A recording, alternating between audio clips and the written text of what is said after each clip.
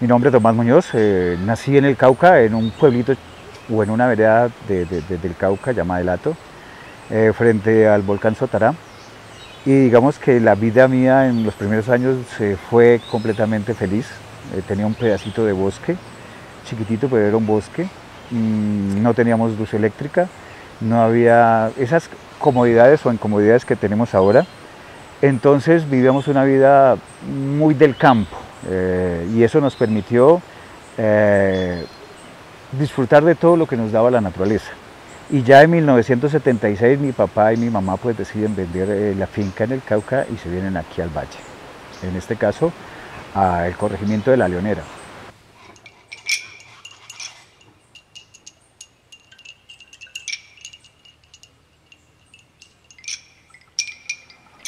Como para hacer como un abrebocas, esto era como la entrada a la selva, y era como ese momento de realmente dejar el bosquecito chiquitito y el rastrojo y ya internarse en lo que era la selva, donde estaba el oso, donde estaba el tatabro, donde había un sinnúmero de especies que yo cuando niño quería ver, que no las conocía. Y el solo hecho que mi papá me dijera, bueno, vas a hacer silencio, vas a estar, no vas a quejarte, pues sabía que ese era el reto. Pero entrar a estos bosques, entrar a estas selvas, pues realmente era un verdadero sentimiento de placer, como de encuentro con esa selva que yo tanto quería. Por eso aquí es, digamos, como ese inicio de la aventura del respeto hacia Farallones de Cali.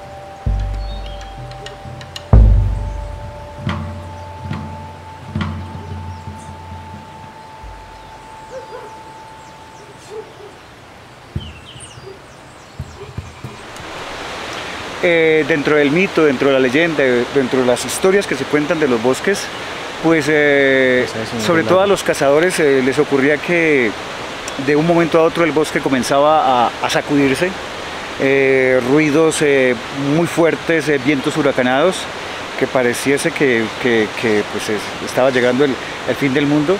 Entonces los cazadores lo que hacían era arrimarse a los árboles y quedarse absolutamente quietos, como si estos árboles le fueran a proteger. Y entonces esa historia no me la contó solamente mi padre, me la contaron varias personas que cuando escuchaban eso en estos bosques siempre buscaban un árbol grande que les permitiese como camuflarse, como protegerse, como si ese árbol de una u otra forma fuera un sitio de protección, un sitio sagrado. Muy interesante dentro de estos cuentos e historias de lo sacro que es la selva y el bosque.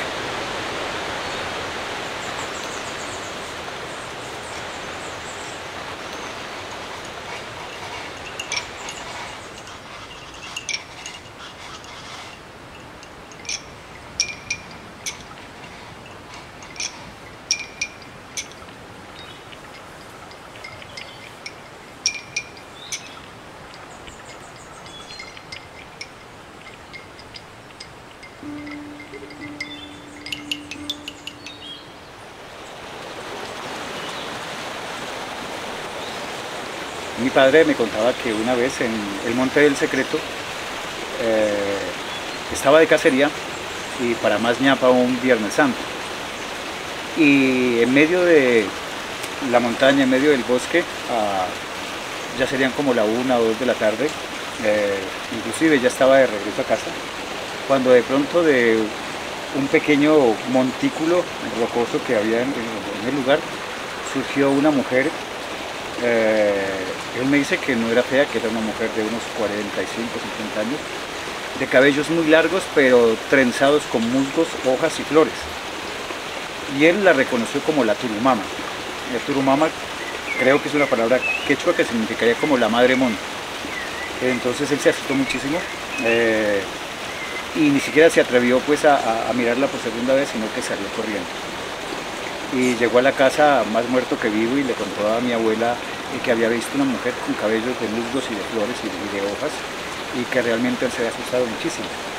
Entonces mi abuela le dijo que ese era un personaje de la montaña que cuidaba pues en los bosques, que era la Turumama, y que se le aparecía a aquellas personas que salían a cazar los Viernes Santos.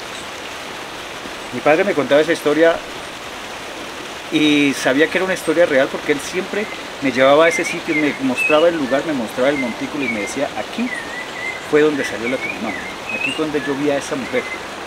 Y yo, en vez de sentir un miedo o un pánico, pues sentía esa emoción, como ese deseo de ver a estos personajes.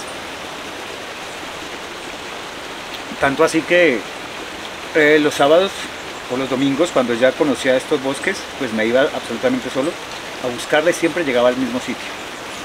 Extrañamente es un sitio que se llama El Secreto porque la gente tiende a perderse ahí, tiende a embolatarse y a no encontrar el camino.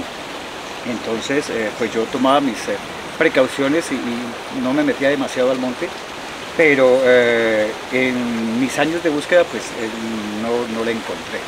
Sin embargo, una noche, ya muchos años después, tuve un sueño con una mujer muy bonita, también con cabellos de musgos y de flores, que estaba sentada en una roca y cuyo jardín alrededor eran musgos y más flores.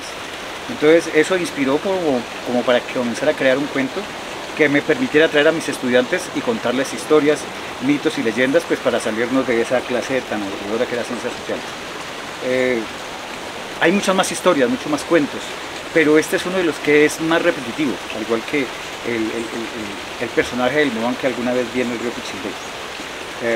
Historia que me ha marcado y que me ha permitido hasta el sol de hoy seguir trabajando, y cuando voy al monte pues espero y aspiro volverme a encontrar a esa bella dama con cabellos de musgos, flores y hojas, que de pronto me pierda con ella.